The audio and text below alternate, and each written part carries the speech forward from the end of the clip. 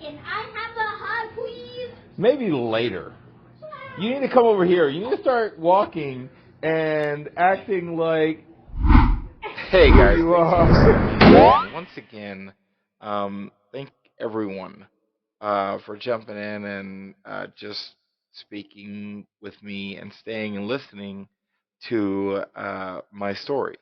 And really, that's what I want to deliver to you guys is my story.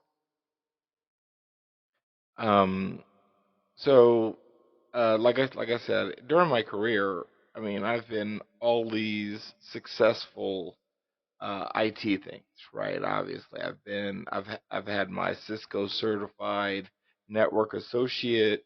I've had my Network Plus, my A Plus, my Security Plus. I've had probably about 7 to 8 different company certifications. I have about 3 customer service awards for different things. Um, all of these different things, right? I want to paint a picture of my intellectual self. The reason why I wanted to paint a picture of my intellectual self is because I am about to paint a picture of someone that you you may not recognize if you know me. But I did say I was going to be real. And that's exactly what I want to bring to this. I want to bring you the real me.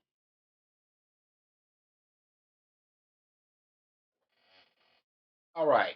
So, as I said, I'm here to kind of tell my story a little bit, as you guys all know. Uh, Sorry as I get myself set up for the mic. Um, but as I wanted you guys, everyone, to understand and know what kind of person and who I am and what knowledge of the world. Not just, I mean, Las Vegas. I lived in Las Vegas majority of my life. Um, I, I'm kind of person. I don't live in the glitz and glamour. That's probably the Kansas City person in me, because of how I grew up. I believe in connections. I believe in friendship. I believe in strength, unity. I believe these are my core benefits of a person. Many people have different views on what that might be. Many people have different views. As those views transcribe through what we see and what we do the most, we really have to bear down and take hold of our own responsibilities. Um,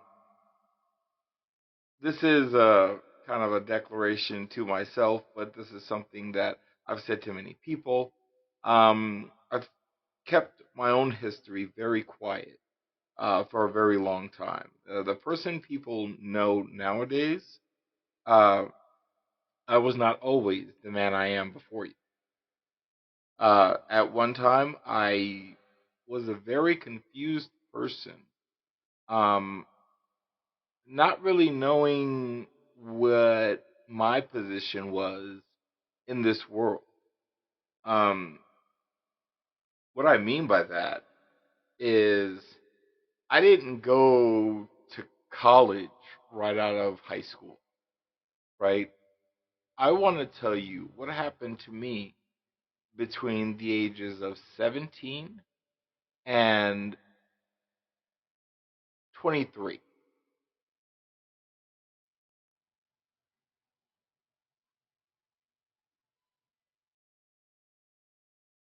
July of 93, uh, I met the mother of my oldest son. At 18, she had fire red hair. Uh, I mean, she apparently thought I was amazing. I did not understand, and for many years I didn't understand what other people saw in me. Um, it's kind of how I was treated and perceived growing up. I wasn't, you know, even though I was really really smart, that didn't wasn't put on a pedestal. I should say it was a different time. Like I said, I was born in 1975. We're also during high school, um, very undercut, very very undercut, probably because nobody was looking. Um, when I was going to school, I got straight A's, got one F because world history was so very boring. As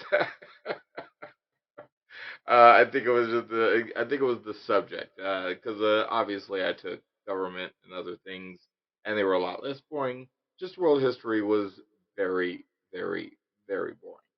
Um, uh, Obviously I got that upgrade up after my mom saw it, but I probably got beat up. Uh, so like I said, 17 going into 18, I did not graduate high school. I didn't graduate high school because I was going through my own personal issues with things going on. And during those times, that I mean, I want to be straight up. This is Las Vegas around 92 to about 94. I'm really talking about. So during these times, there was a lot of gang activity. Like I said, these were the early 90s. Everything was about gang banging and shooting and being part of a crew. What were you? Blood, Crip. It was seeped in everywhere, every aspect of Las Vegas. And I do believe they really try and hide this a lot, of course, the glitz and the glamour, right? Well, I grew up on the east side of town. So, I'm going to say we went to El Dorado High School. So, during all this, we do what we do, we say what we say. We're kids, we grow up a certain way. And I kind of grew up in a neighborhood. There was about 20 of us. Um, I got some good friends out there, some people that I haven't talked to in a long time. Uh, just going to give a shout out to successful people out there. Uh, Amber, Amber, I've seen what you're doing in a business status. I love who you are. I love the seeing your kids. Jessica, you are a rock star. Always getting up, doing what you got to do. Uh, my best friend John, he is, uh, he's kind of a never give up soldier. He's been through a lot of ups and downs in his life, as well as I have. But you know what? He always finds a way to stand tall. And once again, this is my best friend we're talking about, guys. We sit here and we talk about and laugh about who we are, who we were, and who we're gonna be. Me, all I want to talk about is let's fix whatever's going on. 2024 should be the year, even if it's not this year, right? You need to set realistic goals on who you want to be when you want to be. Um, so I'm going to get back to my personal story. I know I kind of was jumping around there for a quick second, but I want to get back to my personal story. My personal story is simple. Um, got into some trouble. I saw some things happening. I didn't see who I was growing up with. I interacted who I was growing up with. Um, and as we were talking about the obviously second episode, the conscious and subconscious mind, I want to bring this point up a little bit. Um, Even though I wasn't raised in like a gang environment, I was technically raised uh, by my grandmother, right? And my mom, of course, my mom was always there. Yes, I'm just saying at an early age, I remember living in my grandmother's house. But despite all that, once again, I when I turned 18, I kind of lost my mind. At that point, I was already kind of known as a gang member per se. East Coast Bloods. Who would have knew? Um, well, I was definitely not raised to be a gang member. Again, the childhood portion and what I actually chose to do were two totally different things. Um, so there was a time where my mom didn't kind of recognize who was around and who she was dealing with. I think that's a funny thing sometimes, right? That's actually pretty hilarious. I talk to my mom now, and she just thinks I'm like the greatest thing since sliced bread.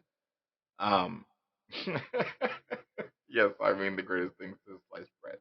She doesn't know if it wasn't for her, I would not be the man I am today. So, with that in mind, let's begin. 18, met a girl, had a son. You know, wow, I'm 18, about to turn 19, and I have a kid already. You know, uh, around my birthday, it was like October, November, I actually got in trouble, so I was in jail for a little while. Um, I contacted rap for someone else, but that's a whole totally different story. I'm not going to go down that road. I just wanted to let you guys know I was not an angel. Okay. First time I was ever in trouble. 18 years old. Who knew? And I took the rap for someone else. At that point, my life kind of took a direction change. Um, I started noticing I was actually becoming the bad boy, right? Not even realizing this is the persona I chose to do.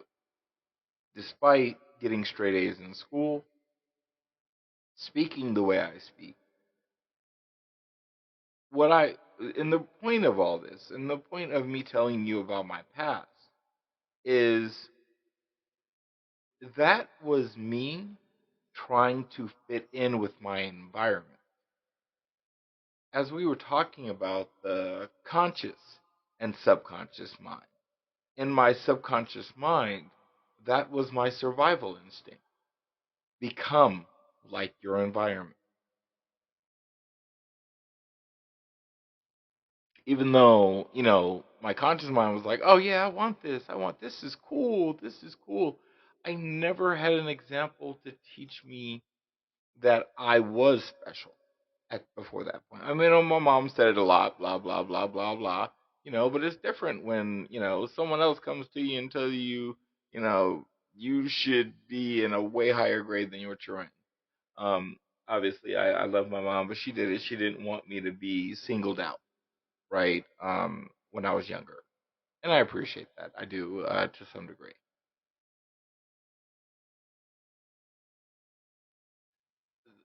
With everything that has happened in my life, so after my son was born, I kind of had a short, stint. So we're gonna fast forward about 2 years, a year and a half, right? So of course, by that time, I had already started experimenting with drugs. Uh, Methamphetamines was the. I mean, we kind of did a little bit of everything, but I was never like addicted to anything. We just kind of partied with, right? Even in high school, um, it was something new at the time. I was like, okay, cool, whatever. Um, we did it, and it was like, oh no, it goes away quick. So okay, cool. Uh, during these times, we didn't know what we were getting into. During that, it's Vegas. We're just partying. We're teenagers. I mean, not really teenagers, but we're out of high school. We're adults.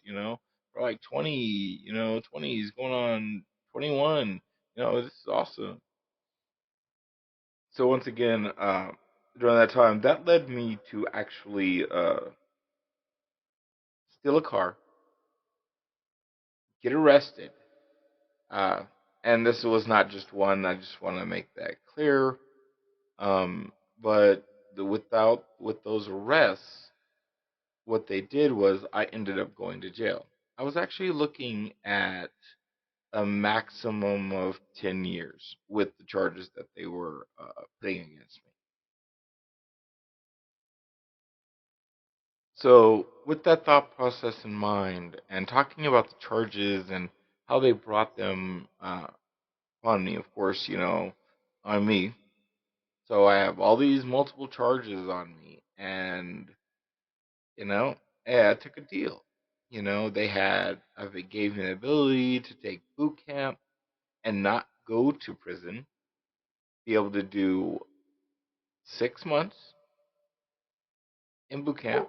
If I succeeded, they would drop it to a gross misdemeanor, but I would be on parole, and obviously a probation. If I completed probation, obviously I'd be good to go.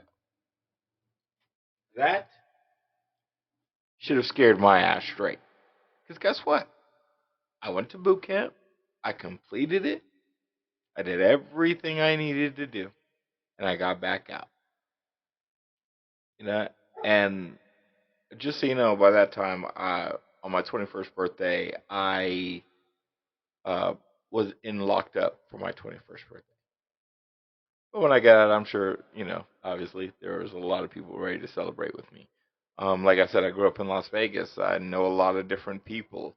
I know Sereños, I know Norteños, I know, Bloods, Crips, what previously used to be called the Gerson, uh, friends in there. I got friends that were, I mean, not the, now what I'm talking about right now are like these hardcore gangsters that people are saying. I know these people. These people came over my house. These people ate dinner. I could walk in their house and their mother knew who I was. These are these people. I was always the odd man out my whole life. Trust me, it did not just start today.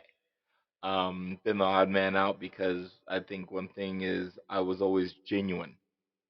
I was very respectful. This is something that I was taught at a very, very early age. And if I didn't, it would be very bad repercussions because of this. Um, Not going to talk about that at this point in time, but I want to make that clear, guys. So, with that thought process in mind, um, uh, all the people that instituted and helped me become who I am. So I knew all these people I interacted with, on a regular basis. Like I said, I grew up with them, with high school, knew their parents. My sister dated a Sereno, I knew a lot of different people, right? Like I said, we grew up with these people. Many different scenarios where we interacted with it in a negative way, but when it came to us, it was never we would never fight each other.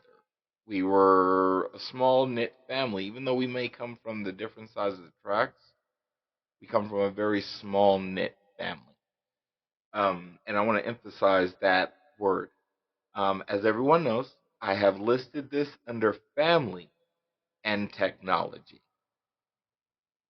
and the technology will not just be me speaking.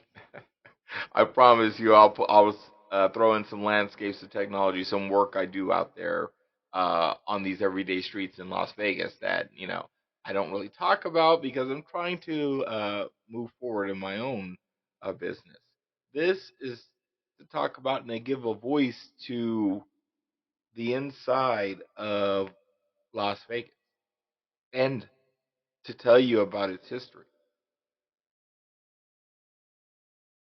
With those thought processes in mind, now I want everybody to know it is February 29th, 2024.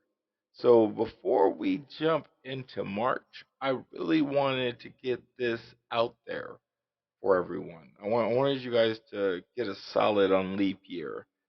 I really wanted you guys to have more of this and to really take a hold. and get to know me a little bit better. So, with that, as always, with that thought process in mind, bringing forward a new peace and new tragedy that could happen to anyone. I get out at 21 after boot camp, do what I'm supposed to be doing. I gotta go to job, start doing things. Things happen bad. I lose my car. Other things happen. Guess what? Back to prison. This time, no boot camp. I'm going to the real deal. Entry into the boot camp. Um, crazy, crazy time for me. Crazy time.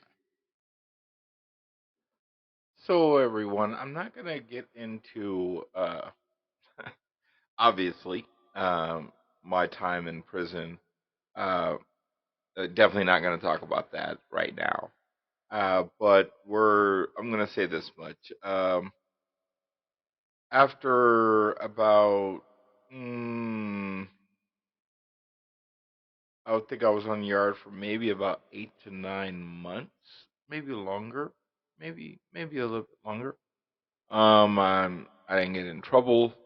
But at one point, I was in Ely. Um, I actually got transferred back down to Ely. Is a very scary place. I'm just gonna tell everyone that. I don't care how tough you are. It is a scary place. Um, After obviously um have being good and not doing doing what I was supposed to be doing because I was there for a nonviolent crime. I got shipped to what they call camp, fire camp, because I applied for fire camp, obviously. And they accepted me because of I've been doing well and I was kind of still short. So they gave me since my sentence, I only had about uh, a year and maybe a couple months left on my sentence. I was able to go. So, and that allowed me to work, to make more money, to work out, allowed me a little bit more freedom. If that's what you call it. But if they obviously you got to see outside a whole lot more, like outside of the prison cells. Obviously, we drove into town. We were the fire crew. So, I'm like I said, during all this in my life, after that, that led to me, doing that on the side after leaving prison. That kind of led me to that. But that taught me a very valuable lesson that I didn't know before that, and I want everyone to understand this. Don't judge me based off of what you already know about me. Don't judge me based off of what you thought about me. This is about getting to know me. That's the difference.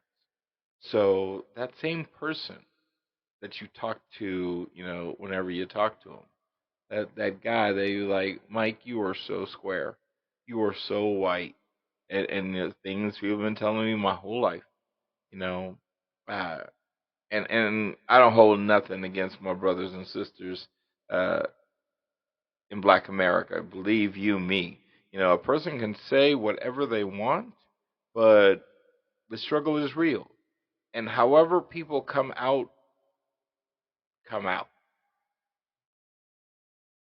I got some people that are still in the mess and getting everything done. But let's go back to what we were really talking about.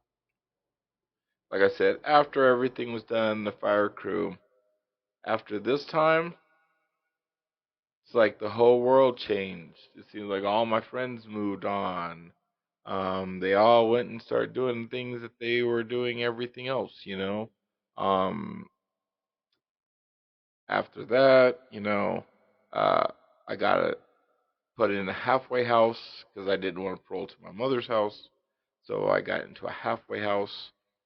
That halfway house found me a job. I was working right up until I got out of the halfway house, and by that time I was actually had some money saved up. Uh, I was, met a couple people, was living with friends, at the time, actually paroled to a friend's house. She really looked out for me over through the years. Somebody I met through my cousin James. That's a whole different story. I want to give a shout out to the homie Paula. Thank you. Thank you for being my friend when I didn't know what friendship truly, truly was and the depths of it.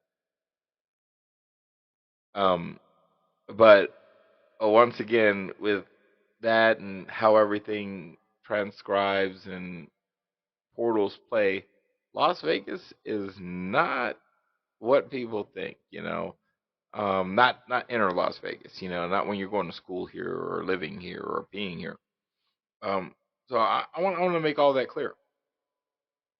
Now, enough talking about the bad stuff because I was already feeling a certain way about talking about the bad stuff, but I had to help you understand the extreme of who I am and who I have been. Um, so at this point, in my life, I'm probably like 23 years old.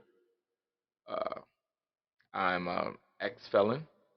I don't have any rights. I got a couple of choices on getting jobs, maybe. Being a trash man. No. Um, Getting in a casino at that point was a no go too. Well, not really, but I've never been a casino type of person. I never wanted to be limited to working in Las Vegas. I wanted traits that I built outside of Las Vegas, even though I lived here. Henceforth, the IT stuff. Like I said, I built cabinets for a little while. Um, the cabinets actually helped me pay the bills for a long time. Uh, Me, Wayne, John, Junior, little Mike. I mean Mike, which is Wayne's little brother. Which my condolences, bro, to all the Carreras. My condolences. There's no way he should have been taken from us so early. My One of my close friends, Wayne's little brother, that recently passed away. I just want to say you will be missed, little bro. You will. And his twin Michelle, she's still doing it, doing her thing. I know sometimes I be quiet to all my friends out there, and I doubt if any of them will ever hear this podcast. They probably don't even realize what I'm doing or what I got going on. Being real, but I want to give thanks to the people that have always been around and been there for me, and that are truly in my heart forever.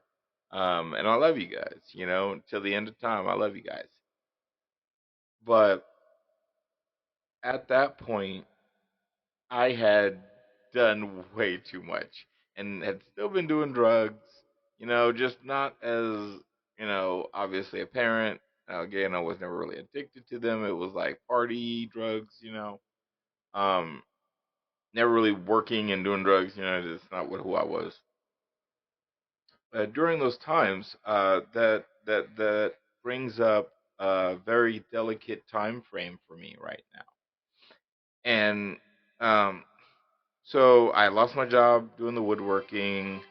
Uh, I was pretty much, at a standstill. I was like, I can't keep this up. I can't keep losing jobs and gaining jobs and losing jobs and gaining jobs. But I felt like doing that woodwork, even though it was very, very satisfying for me personally, I feel like it how the work wasn't consistent. That's where you could be fired at any time, and nobody was willing to give, say an ex felon a director level job. It didn't matter how smart you were, how good you were. You were a black man in a labor environment. Think about it. Once again, everyone, I have never, ever been standard. I've always been exceed everything. And it doesn't matter what I do in life. I'm just that kind of person. Now, I don't do that for any, like I'm trying to be better than someone. It's not like that. It's more or less like if I'm going to show somebody what I can do, I give it my all. And that was something I was taught at a very early age, no matter what that is.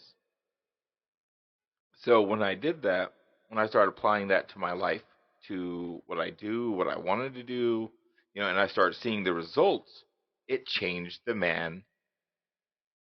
It started changing me into the man that I am today. Those results created an epic beginning. I told my mom I wanted to go back to school. I've been nullifying over this for weeks. What do I want to go to school for? I kind of had narrowed it down between uh, like like medical stuff or maybe like some science type of stuff. I wasn't really sure, didn't understand. I was just so distraught. I was like, what do I want to go to school for? My mother says, why don't you go to school for computers? You like computers so much.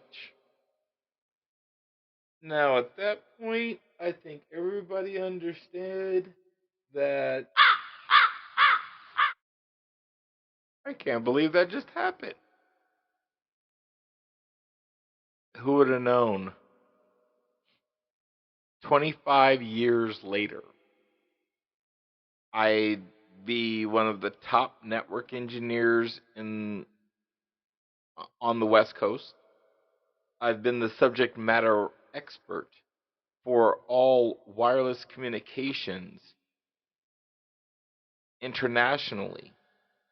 Uh, Huawei, learning Huawei and that system. That is a very Chinese system. I actually have several certifications in Huawei and switching and routing. Again, we're talking about high-end level networking here. I was the one configuring the towers and building and setting up the network and designing it. I mean, not really designing it because they had obviously like higher up network engineers actually doing those designs. Me, it was pretty much commission. But after so long, you're known as the subject matter expert. Pretty soon, not anyone else knows what you know. When that happened, that is where I lied, or not lied, but laid. Oh, there you go. There you go. I said that wrong. I apologize. I don't do that very often. But once again, um, that led me into the career and into the purpose that I'm dwelling in today. Even that technology and me being astounding led me to want to be a business owner because I can learn things at such a level in such a short period of time. This technique has helped me master, learn, and grow. All right, so I'm going to cut this one short, guys, and I'm going to say thank you for listening, and everyone, have a wonderful day.